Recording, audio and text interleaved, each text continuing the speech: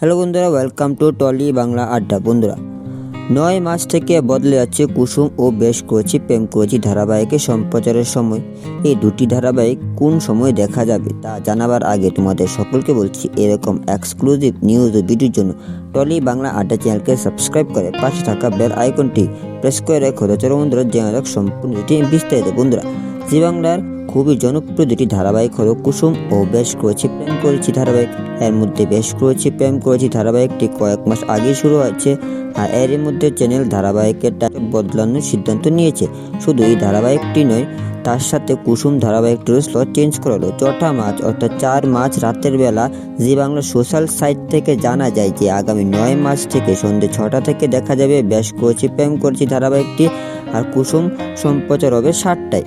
তাহলে বন্ধুরা, এই দুটি ধারাবাহিকের সম্প্রচারের সময় বদলানো ঠিক হলো, না একই টাইমে সম্প্রচার হলে ভালো হতো?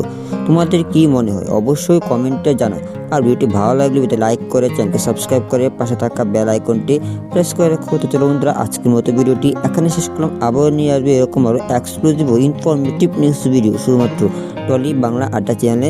ধন্যবাদ।